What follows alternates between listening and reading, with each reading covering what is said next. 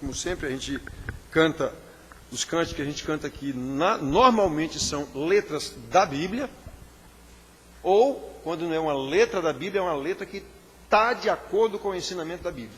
Cântico para agradar a gente não canta aqui não. Então, eleva os meus olhos para os montes, do Salmo 121, quando o pessoal ia nas suas caminhadas, especialmente na época da Páscoa, nas suas caminhadas, de todo o canto que eles viviam, eles iam caminhando para o Monte Sião, para Jerusalém.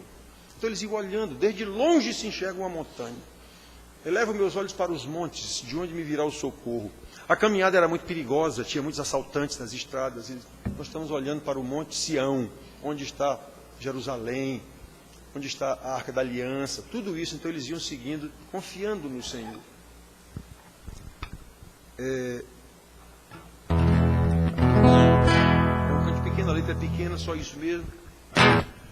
Eleva seus olhos para os montes, de onde virá o socorro. Eleva os teus olhos para os montes, de onde virá o socorro. O socorro vem do Senhor.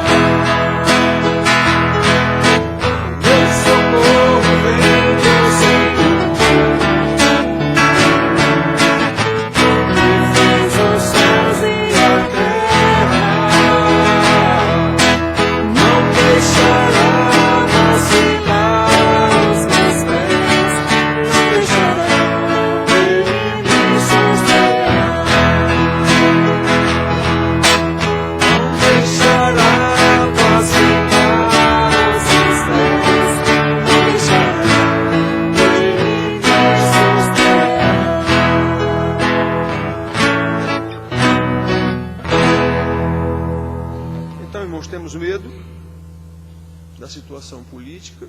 Sim. Até porque sabemos o que tem acontecido com outros países vizinhos nossos e tal. Temos medo? Sim. Mas quem está no comando desse negócio? É Deus ou não? Ele é Senhor ou não? A gente acredita nisso ou não? Quem separará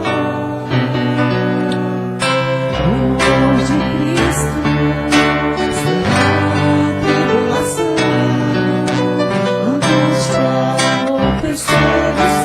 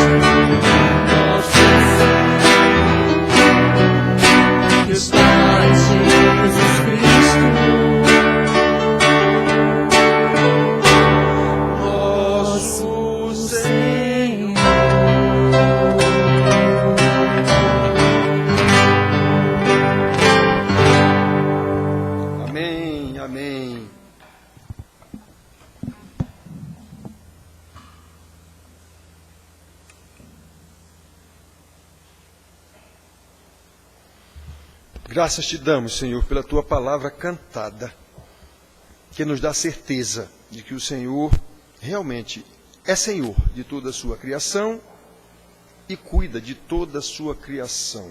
O Senhor é tão maravilhoso que, como o Senhor mesmo disse, o Senhor é bom para todos. Ele manda o sol para bons e maus e a chuva para justos e injustos. O Senhor é bom para todos. Mas para com o seu povo eleito, o Senhor é bom de uma forma especial, porque está preparando o seu povo eleito para o encontro glorioso com o Senhor mesmo no último dia. Nos ajuda, Senhor, para que vivamos até chegar o nosso dia, para que vivamos de uma forma cada vez mais obediente ao Senhor, de acordo com a sua palavra, porque o que está em questão é o louvor da tua glória.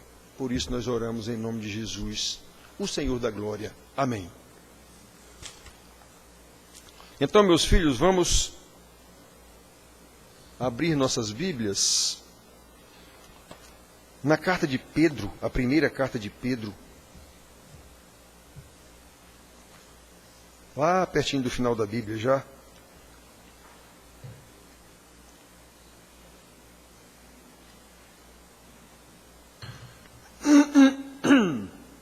Nós leremos do capítulo 3, primeira carta de Pedro, nós leremos no capítulo 3, do versículo 13 até o 17.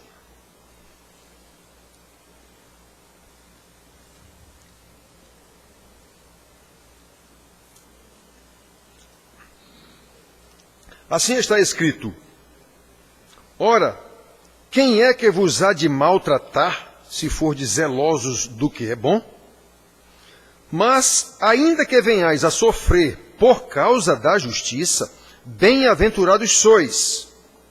Não vos amedronteis, portanto, com as suas ameaças, nem fiqueis alarmados. Antes, santificai a Cristo como Senhor em vossos corações, estando sempre preparados para responder a todo aquele que vos pedir razão da esperança que há em vós, fazendo-o, todavia, com mansidão e temor, com boa consciência, de modo que, naquilo em que falam contra vós outros, fiquem envergonhados os que difamam o vosso bom procedimento em Cristo.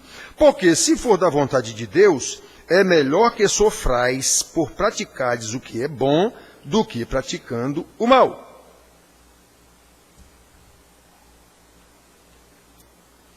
Irmãos, a Bíblia diz a mesma coisa o tempo todo. A gente só tem que saber ver onde é que está escrito, para quem foi escrito, qual o contexto, como é que se aplica e tudo. Eu tenho dito para vocês aqui não sei quantas vezes, pregação bonita, toda ela é falsa. Toda pregação bonita que agrade a um pecador é falsa. Toda, sem exceção. Não é isso que tem na Bíblia. O cara pega um texto qualquer da Bíblia, enfeita e faz uma linda pregação e fica todo mundo, ai que maravilha. Pois é.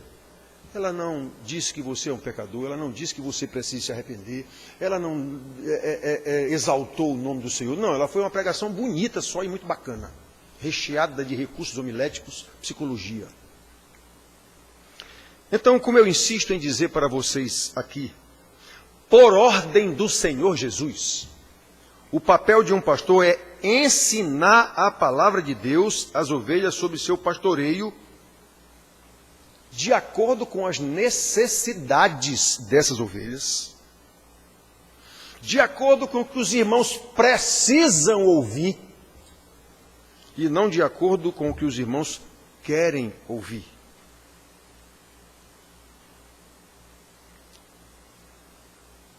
Um irmão me perguntou, pastor, como é que o senhor planeja as suas pregações ou não sei o quê? Eu não planejo nada de pregação, eu estou vendo o que é que vocês precisam. Eu prego o que eu estou vendo que as ovelhas precisam. Claro que todo mundo tem um plano e tal, mas eles dizem, não, eu vou pregar esse ano, eu vou pregar isso, esse ano. Peraí, qual é a necessidade da igreja? Qual é a necessidade da igreja? Eu vou pregar porque eu acho que eu tenho que pregar isso. Qual é a necessidade da igreja?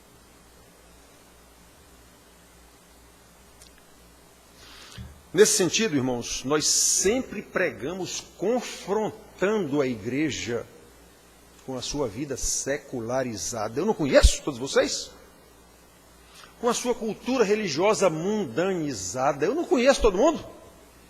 Eu não nasci da igreja, tenho 68 anos dentro da igreja.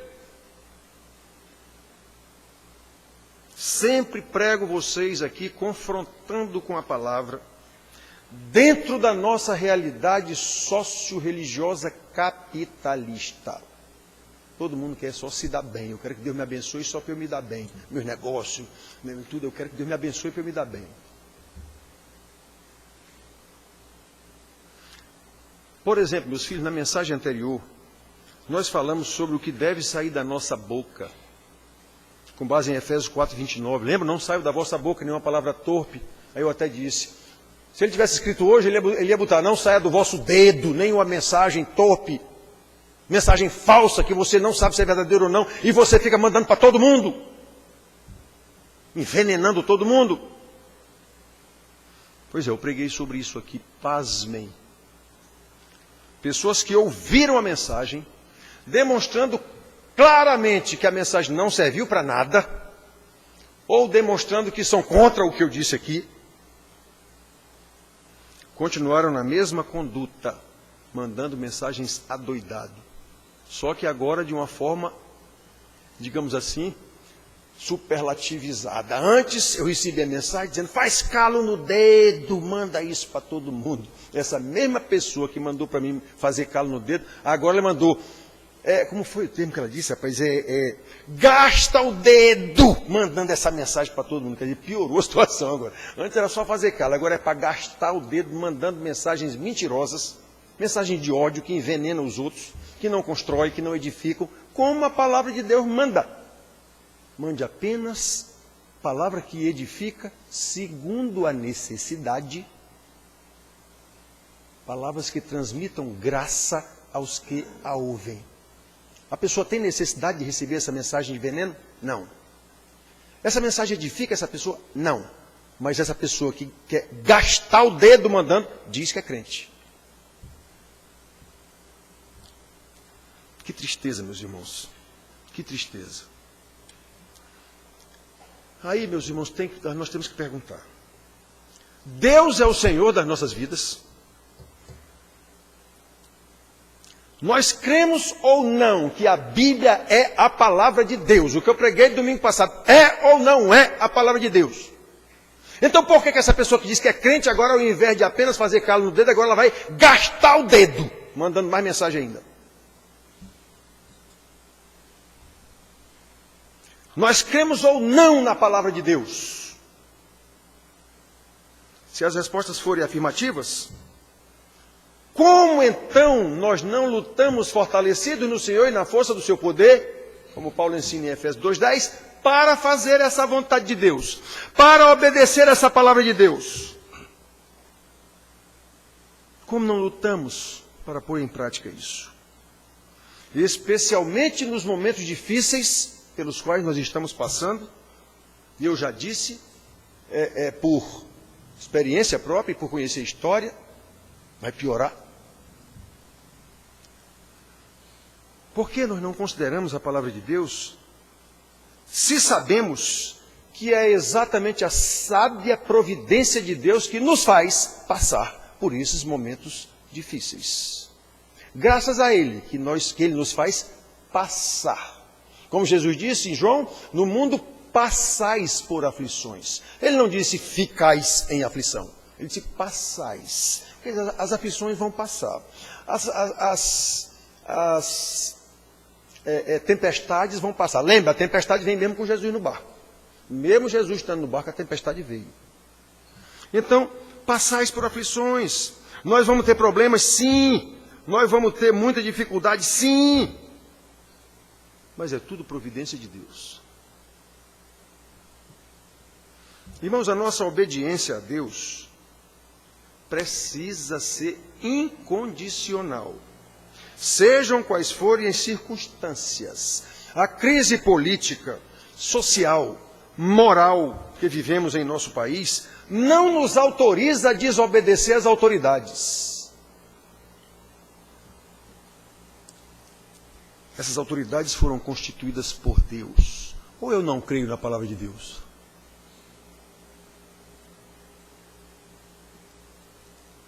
Muito pelo contrário, como filhos obedientes ao Pai, devemos ser submissos às autoridades como a Bíblia manda. E como crentes, não teremos dificuldade nenhuma em obedecer às autoridades, uma vez que a autoridade a qual nós obedecemos em primeiro lugar é Deus. Uma vez que a justiça da lei de Deus é muito superior à justiça das leis dos homens. Então não teremos dificuldade nenhuma em ser bons cidadãos, em fazer, como ele disse aqui, o que é bom diante de Cristo. Não teremos dificuldades. Agora, há o caso de ser perseguidos pelo nome do Senhor. Aí, o homem está falando aqui. Se sofredes por causa do Evangelho, bem-aventurados sois. Isso serve ou não serve? Isso é a palavra de Deus ou não é? Eu creio nisso ou não?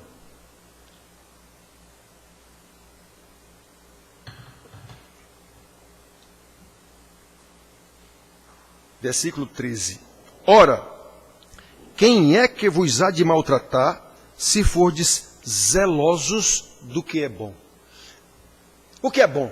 Que a gente já viu. A palavra de Deus é boa, agradável e perfeita. Pronto, então se eu estiver fazendo a palavra de Deus, fazendo o que a palavra de Deus, o que é bom? O que é bom? As boas obras de Efésios 2:10. As boas obras, as quais Deus preparou de antemão para que andássemos nelas. As boas obras são de Deus. Então eu não tenho dificuldade. Se eu fizer a lei de Deus, é muito superior à lei dos homens. Eu vou estar cumprindo tudo da lei dos homens. Vamos já chegar lá. E se a lei dos homens quer me mandar eu não fazer isso? Aí nós vamos já chegar lá. É sobre isso que Pedro vem ensinando aos irmãos da dispersão. Esses irmãos que ele estava escrevendo aqui, eram os irmãos dispersos por causa da perseguição de Nero, do Império Romano. E até dos judaizantes também. Os judeus que não se converteram ao cristianismo. Então, olhem só, irmãos, é sobre isso que ele está ensinando. Ele está ensinando a serem zelosos do que é bom, segundo a vontade de Deus. Então, até aqui, nós lemos o capítulo 3, do 13 em diante. Então, até aqui, para trás, aqui, ele estava ensinando exatamente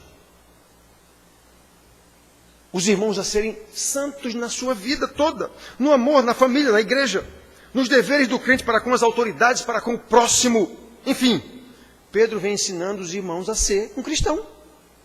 Eles eram gregos, romanos, ou o que fosse, e viraram cristãos. Eles eram ímpios, gentios, e viraram cristãos. Então Pedro estava ensinando a eles como é que agora deve viver um cristão. Todas as cartas são exatamente isso, todas. Com exceção daquelas que são pessoais. Filemão, 3 João. Mas as outras estão tratando disso. Estão ensinando como é que deve viver um cristão. Todas elas. Repito aqui sempre, as cartas não têm intenção de converter ninguém. As cartas são escritas para pessoas já convertidas, para ensinar essas pessoas como é que elas devem viver uma vez que foram convertidas. É disso que as cartas tratam. Então, irmãos, Pedro vem ensinando aqui como é que você será um bom cidadão dentro deste império romano da época. Um cidadão que faz a vontade de Deus. A vontade que é boa, agradável e perfeita, que Paulo ensina lá em Romanos também. Capítulo 12, versículo 2. Porém, irmãos, exatamente por causa da crise política, social, moral do Império Romano, o que a gente está vendo hoje não é novidade nenhuma, isso sempre existiu. Aliás, naquele tempo era bem pior mesmo. A imoralidade, a corrupção naquele tempo lá de Pedro, de Paulo e de Jesus era muito pior do que a de hoje. A corrupção do Império Romano. Os 2 Césares do tempo de Jesus, houve 2, mais ou menos, o mesmo nome até. Um Tibério e o outro Tibério Calígula, pelo amor de Deus, esse Calígula foi o mais perverso, o mais depravado de todo o Império Romano. Era no tempo de Jesus. Então, irmãos, olha só. Era exatamente essa crise moral, social, política do Império Romano, considerando a inimizade natural do mundo contra a igreja, pregamos isso aqui no ano passado e mostramos para vocês. Foi Deus quem colocou essa inimizade. Inimizade natural das trevas com a luz. Não tem como conciliar trevas com luz. Onde há trevas? Se chega a luz, acabou as trevas. Se apaga a luz, volta às trevas. Não tem como conviver as duas. Pois é, a igreja é luz, o mundo trevas. Não há como conciliar. A igreja hoje, qualquer uma, mais trevas do que luz. Tem luz nenhuma. Por que a igreja não faz diferença nenhuma no Brasil? Porque está totalmente corrompida juntamente com toda a política. Não diz as estatísticas aí que a religião que mais cresce no país são os protestantes, os chamados evangélicos? Então como é que não muda absolutamente nada no país? Olha os pastores lá da política. Então, meus filhos, essa inimizade é natural, do mundo contra a igreja. As autoridades constituídas daquela época queriam obrigar os cristãos a adorar o seu doutor César lá, ou o que ele quisesse. Só que a palavra de Deus proíbe. Eu não posso adorar outro Deus, eu só posso adorar o meu Deus. Nós tínhamos que adorar César, a imagem dele. Houve um dos César lá que mandou fazer uma imagem, ele morreu, eu acho que foi Calígula mesmo. Ele mandou fazer uma imagem dele e queria botar dentro do templo. Ele morreu antes, senão a imagem tinha sido colocada dentro do templo de Jerusalém. Dentro do templo de Jerusalém. Então, e os crentes tinham que adorar esse César lá dentro. Então, irmãos, esses camaradas desobedeciam, obviamente, e eram condenados por desobedecer à autoridade, nesse caso, eram condenados à morte, queimados vivos em postes. Aqui mesmo nessa carta, capítulo 4, do versículo 12 em diante, Pedro diz assim, essa mesma carta mais para frente: amados, não estranheis o fogo ardente. Esse fogo ardente era exatamente isso, o fogo que queima, que estava queimando os irmãos em poste lá. Não estranheis o fogo ardente que surge no meio de vós, destinado a provar-vos, como se alguma coisa extraordinária vos estivesse acontecendo. Ou seja, não há nada de extraordinário em vocês serem perseguidos pelo mundo. É isso que Pedro está dizendo aqui. E como é que a igreja hoje não é perseguida por nada? Vive muito bem obrigado com o mundo. Pelo contrário, alegrai-vos na medida em que sois co-participantes dos sofrimentos de Cristo, para que também na revelação de sua glória vos alegreis exultando. Se pelo nome de Cristo sois injuriados, bem-aventurados sois, porque sobre vós repousa o Espírito da glória e de Deus. Não sofra, porém, nenhum de vós como assassino, ou ladrão, ou malfeitor, ou como quem se intromete nos negócios de outrem. Mas se sofrer como cristão, não se envergonhe disso. Antes, glorifique a Deus com esse nome. Então, se você for perseguido pelo governo A ou B aí, porque você é crente, bem-aventurado é você. Agora, se você está sendo perseguido porque é um mau sujeito, porque aí você merece mesmo e devia ser perseguido mesmo. Então, irmãos, presta atenção. O que a Bíblia diz? A igreja vive assim? Não vive assim. Vive muito bem obrigado com o mundo, sem qualquer problema. Quem é que tem problema, às vezes, com justiça, com tudo? Uns pastores que estão claramente vivendo com maracutaia, apenas querem tirar dinheiro do povo. A gente sabe dessa história muito bem. Quando eu fiz direito, eu não terminei o curso de direito porque saí do curso para o mestrado e nunca mais voltei. Mas a minha ideia em me formar como advogado era advogar esses casos de pessoas enganadas nas igrejas para obrigar as igrejas a devolver o dinheiro dessas pessoas. Eu não ia cobrar nada de ninguém. Eu ia procurar nessas igrejas aí quem é o irmão que foi enganado aqui, dizendo para ele dar dinheiro, que Deus ia dar não sei o que para ele, e Deus que não fez parte desse negócio, não deu coisa nenhuma, pois o pastor vai ter que devolver o dinheiro do cara. Eu queria ser advogado só para isso. Mas não terminei o curso e nem voltei mais. No mestrado eu não voltei mais para a graduação de direito de novo. Então, meus filhos, prestem atenção, esses camaradas eram queimados vivos porque desobedeciam às autoridades, mas eles desobedeciam às autoridades por quê? Porque as autoridades estavam querendo fazê-los pecar. Aí, nesse caso, e somente nesse caso, como aconteceu naquela época, também devemos desobedecer a quaisquer ordens que sejam contrárias a ensinamentos específicos da palavra de Deus e, logicamente, sofrer as consequências da desobediência, como esses irmãos aqui sofreram, eram queimados em postes, sempre confiando na providência de Deus, sabendo que o nosso testemunho redundará em louvor da glória de Deus. Versículos 14 a 17, que nós lemos aqui, ele diz: mas ainda que venhais a sofrer por causa da justiça, bem-aventurados sois. Não vos amedronteis, portanto, com as ameaças, nem fiquem alarmados. Antes, santificai a Cristo como Senhor em vossos corações, estando sempre preparados a responder a todo aquele que vos pedir razão da esperança que é em vós. Por que você não vai fazer isso? Por que você vai para a fogueira? Porque eu sei quem é o meu Deus. Houve um camarada, não lembro o nome dele, Policarpo, sei lá, que foi queimado. E na hora que ele estava sendo levado para a fogueira, um amigo dele, que fazia parte do poder lá, tentou dissuadi-lo. Meu amigo, negue esse seu crime. Homem, rapaz, tu vai ser queimado, negue, deixe de besteira. Eles, não posso negar o meu Senhor. Eu sei o que ele fez por mim. Eu sei o que me espera. Eu sei que esse fogo aí vai durar 20 minutos, 10 minutos, sei lá quanto.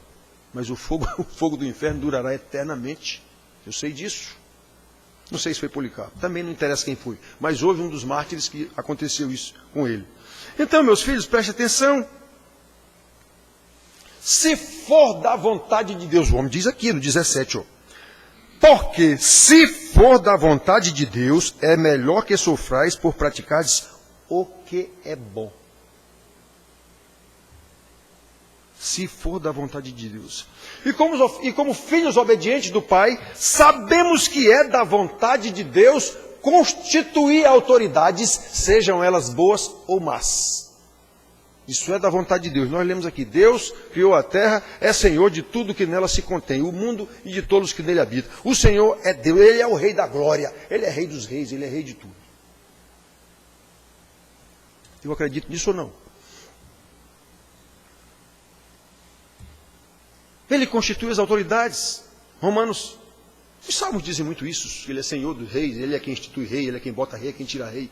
Os salmos dizem muito isso. Mas em Romanos capítulo 13 ele diz muito claramente que nós devemos obediência às autoridades, porque as autoridades são constituídas por Deus. Quem resistir à autoridade está resistindo a Deus. Está escrito lá.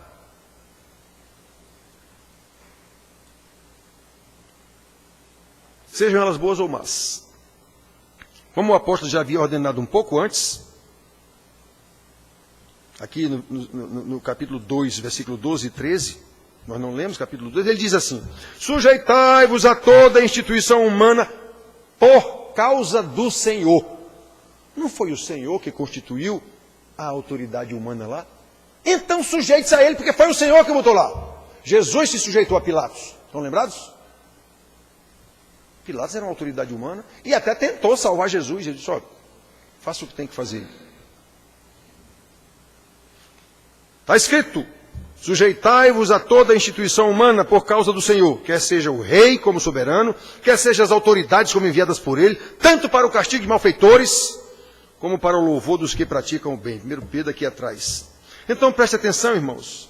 Devemos ser submissos às autoridades por causa do Senhor que as constituiu. Não é por causa da autoridade necessariamente. É por causa do Senhor. Foi Ele que botou ela lá. Deus sabe por quê, para quê. Cada autoridade foi por Ele constituída para aquele lugar. Ele sabe. Já que de qualquer forma, irmãos, sejam boas ou más, as autoridades são ministros de Deus, como Paulo explica lá em Romanos, no capítulo 13, dizendo que as autoridades são ministros de Deus. Não interessa se ele é bom ou mau, foi Deus que o constituiu. Então ele é ministro de Deus, ele saiba disso ou não. A gente diz isso aqui, eu sei que assombra muita gente. Satanás é ministro de Deus, seus demônios são ministros de Deus. Deus é Senhor de tudo. Ele sabe o que cada um está fazendo e por que está fazendo.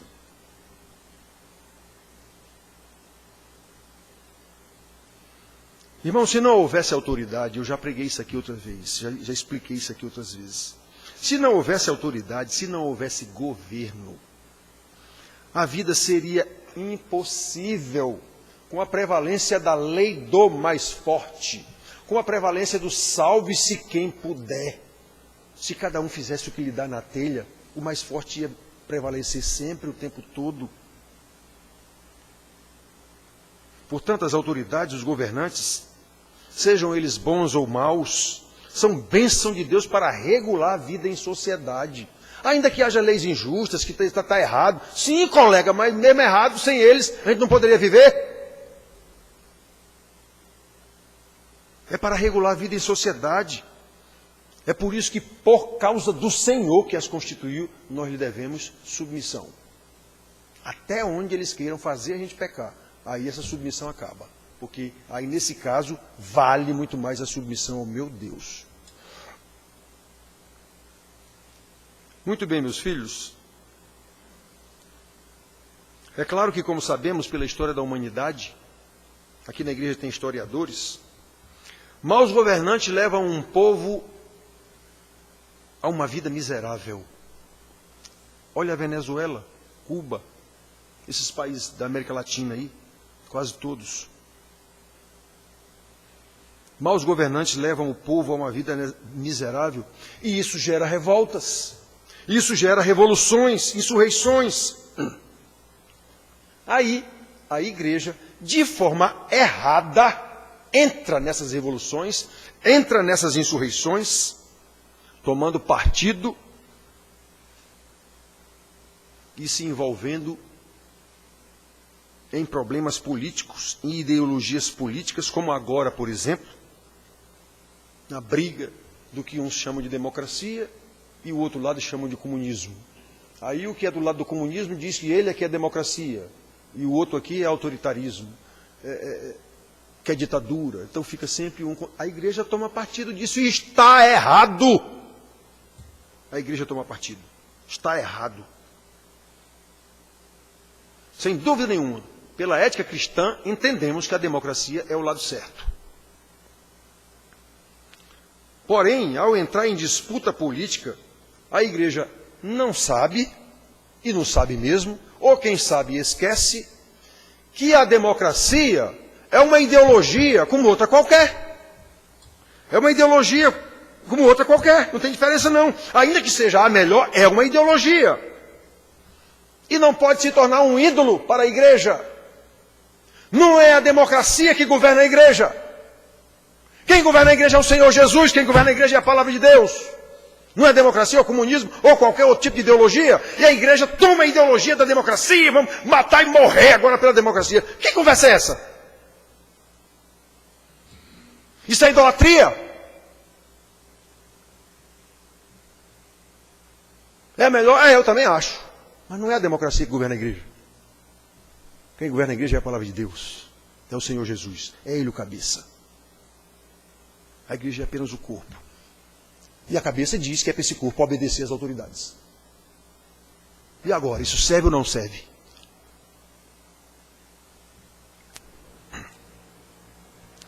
Irmãos, mesmo sobre um governo comunista totalitário, que é o que se espera, a ordem bíblica para a igreja é ser submissa às autoridades e não a participar de revoltas, revoluções, o que seja. No texto que lemos, diante do martírio dos irmãos, por causa de governos totalitários da época, por causa de governos e leis contrárias a eles, inclusive, contrárias ao cristianismo, a ordem é, versículos 14 e 15.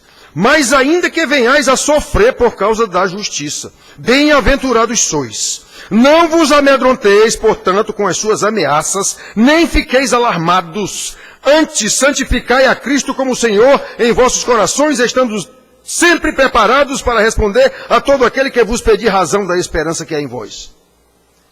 Isso serve ou não serve? É isso que governa a igreja. Não é democracia. Não é ideologia política. E mais, irmãos, até a forma de responder a todo aquele que vos pedir razão de em vós, até a forma é ensinada. Até a forma de responder aos maus governantes, como foi o caso de Policarpo lá. Homem, nega esse teu Deus aí, rapaz, deixa de ser besta, tu vai morrer. Vou. Eu não posso negar o meu Deus. Eu sei o que ele fez por mim. Eu sei de onde ele me tirou. E eu sei para onde eu vou. Então está resolvido. Até a forma de responder aos maus governantes ou aos seus agentes opressores e agressores, se for o caso. Até a forma é ensinada pelo apóstolo. Está aqui no versículo 16 que nós lemos. Estejam prontos para responder a todo aquele que vos pedir razão da esperança que há em vós. E olha a forma. Fazendo-o, todavia, com mansidão e temor. Não é com revolução, com revolta, com mansidão e temor, com boa consciência, de modo que naquilo que falam contra vós outros, fiquem envergonhados os que difamam o vosso bom procedimento em Cristo. Não é o vosso bom procedimento de acordo com o partido político tal, com a ideologia política tal. É de acordo com o que Cristo ensinou e o exemplo que ele deu. Jesus se revoltou quando foi preso? Não. Estava sendo cumprida a Escritura e ele sabia disso. Pedro, valentão, tentou impedir lá. Guarda essa tua peixeira aí, rapaz. Se tu impedir que eu seja preso, como é que vai se cumprir as Escrituras?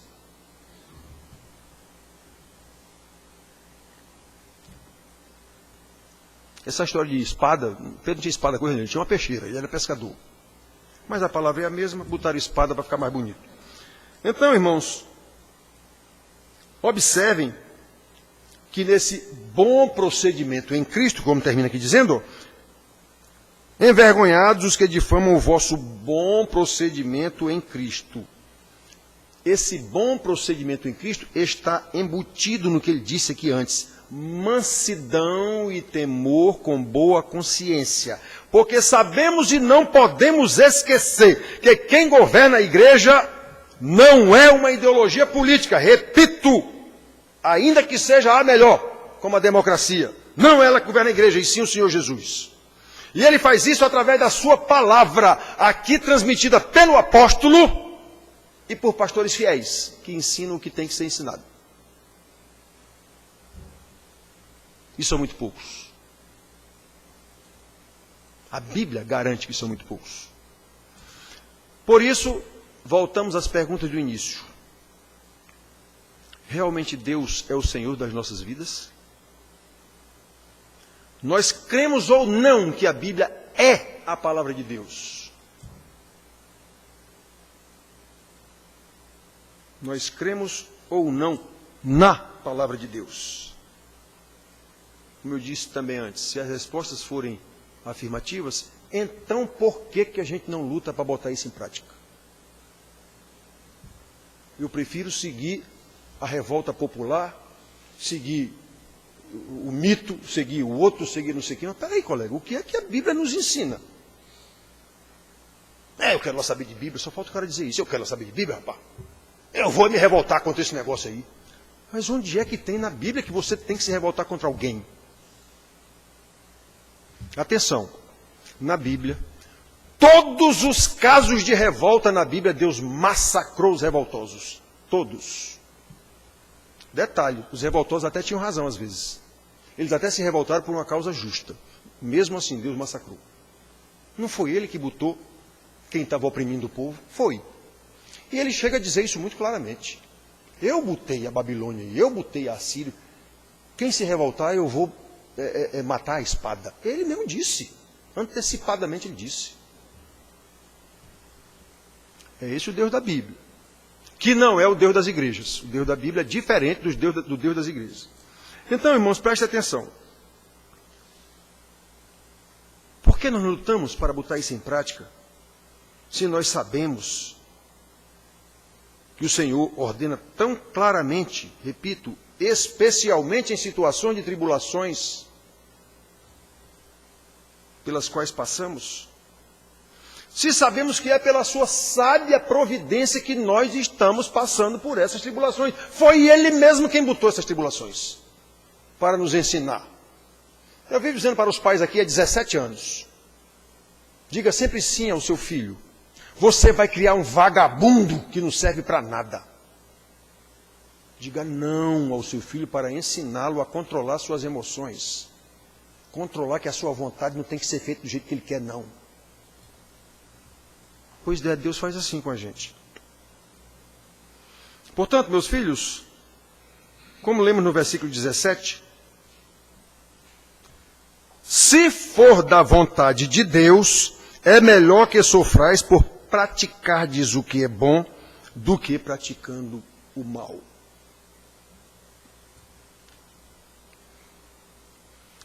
Vamos relembrar o que é bom, que o apóstolo disse aqui. O que é bom de que ele está falando? Desde o versículo 13 que começamos. Ora, quem é que há de vos maltratar se for zelosos do que é bom? Aí ele sai dizendo, mas, ainda que venhais a sofrer por causa da justiça, ele começa dizendo que se vocês cumprirem a justiça, o que é bom é a justiça de Deus, ninguém vai perseguir vocês. Mas mesmo assim, se vierem a perseguir, porque vocês fazem o que é bom, é isso que ele está dizendo aqui. Bem-aventurados sois, não vos amedronteis, pois, com as suas ameaças, nem fiqueis alarmados. Antes, santificai a Cristo como Senhor em vossos corações, estando sempre preparados a responder a todo aquele que vos pedir razão da esperança que há em vós, fazendo todavia tudo que é bom, com mansidão, com temor, com boa consciência, de modo que naquilo que falam contra vós, fiquem envergonhados os que difamam o vosso bom procedimento em Cristo. Lembra de Pilatos? Louvou o nome do Senhor, mesmo mandando matar Jesus. Esse homem é um justo. Pois é, o desgraçado que mandou matar Jesus glorificou o Senhor. Esse homem é justo. Eu não vejo defeito nenhum, eu não vejo dolo nenhum, eu não vejo erro nenhum nesse homem. Mas o povo quer matar. Bom, querem matar, então matem. Mas esse homem é limpo. Pois é, o desgraçado mandou matar Jesus glorificando o nome de Deus. É isso como está dizendo aqui. Então, se vocês estão fazendo tudo certo, tudo que é bom, e mesmo assim maltratarem vocês, não tenham medo não. Respondam, por que vocês estão, inclusive sendo maltratados por causa disso, respondam qual é a razão da esperança que há em vós. Detalhe, com mansidão, com temor, com boa consciência, não é com revolta nem com revolução. Vocês não vão achar na Bíblia nenhum mandamento mandando se revoltar contra alguma coisa. Tem mandando você se revoltar, ser santo, que é a própria revolta contra o pecado, é ser santo. Qual é a revolta contra as trevas? A luz. Ninguém tem que lutar com trevas, eu tenho que acender uma luz. Pois é. Eu não tenho que ser contra, não, eu tenho só que ser santo. Quando eu for santo, eu já estou sendo contra aquilo ali. Pronto. É isso que a Bíblia ensina o tempo todo. Então, meus filhos, Deus é o Senhor das nossas vidas. Deus é o Senhor das vossas vidas, das nossas vidas. Nós temos falado aqui diversas vezes. Porque somos seres políticos, o homem é um ser político, é um ser religioso. Ele queira ou não, diga que não é, é. Mesmo que ele diga que não é, ele é. O que é política? É a gente conviver com alguém, então isso é política. Se eu convivo com alguém, eu estou fazendo política. Em algum momento, estou negociando com ele, o que eu faço, o que ele faz, a gente está negociando de alguma forma. Isso é política. E o termo, a palavra política, vem de polis, de viver numa cidade. Então é pronto, todo mundo é político, de alguma forma. Então, irmãos, olha só. Como eu tenho falado aqui, nós somos seres políticos. Então, é perfeitamente lícito que um irmão queira entrar na política, para ser deputado, prefeito, vereador, o que ele for. Ele apenas faça isso sendo um crente. Ele vai entrar para a política, se ele quiser, não é pecado não. Sem esquecer nunca qual é o bom procedimento em Cristo,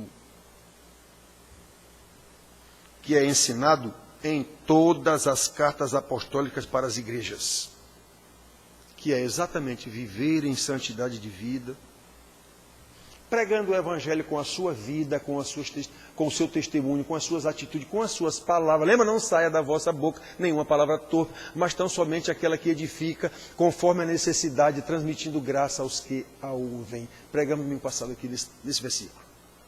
Pois é isso que a gente tem que fazer.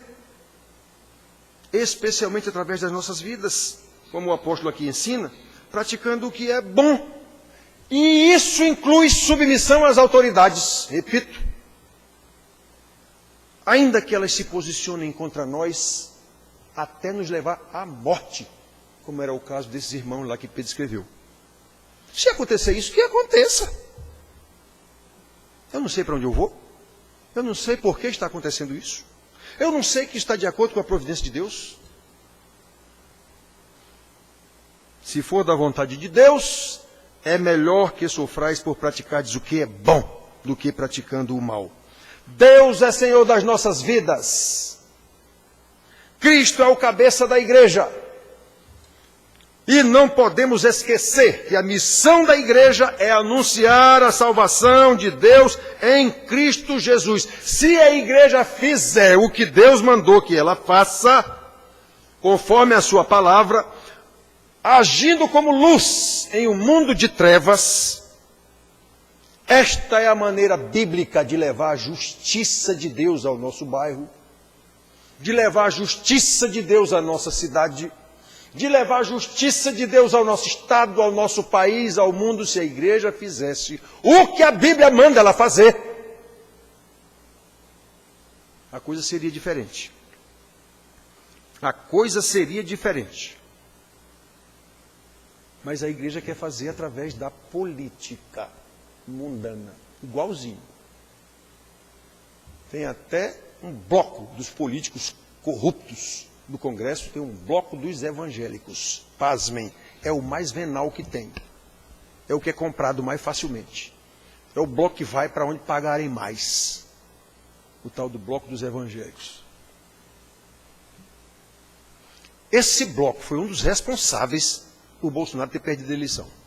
A rejeição do povo, esse bando de safado, foi um dos responsáveis. Então, meus filhos, prestem atenção.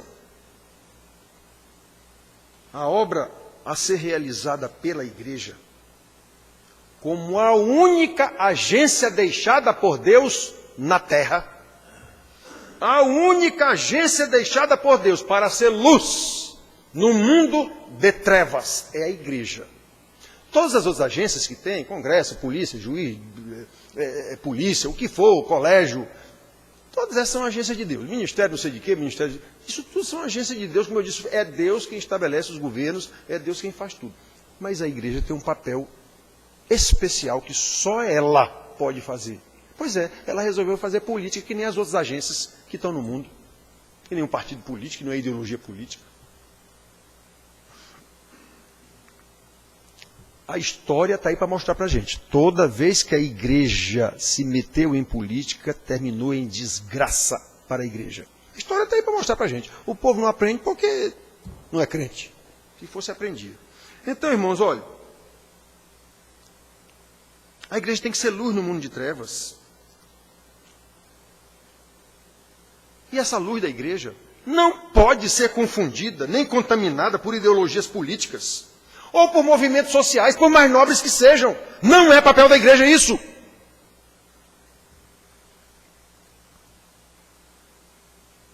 A igreja trata do reino de Deus e da sua justiça centrada em Jesus, o Messias de Deus, que veio aqui à terra buscar a sua igreja. Enquanto isso, essa igreja, ele não disse, eu sou a luz do mundo. Mas antes dele ir embora, ele disse aos seus discípulos, vocês agora são a luz do mundo. Que luz é a igreja? Quem vê alguma luz na igreja? Eu não vejo. Que diferença faz a igreja em algum lugar? Por que não faz? Por isso. Porque ela quer fazer a diferença através de política, igualzinho o mundo. Onde foi que já viu trevas clarear trevas? É impossível. Então, na hora que a igreja se mete em política, com ideologias políticas, ela vira trevas igualmente o mundo que já vive nas trevas. Ela vai clarear o quê? Aí, vai piorando a situação, vai piorando, até Deus massacrar a igreja, como ele sempre fez com Israel. Sempre ele fez com Israel. Já fez com a igreja várias vezes na história da igreja. E vai fazer de novo, dentro de muito pouco tempo. Então, irmãos queridos,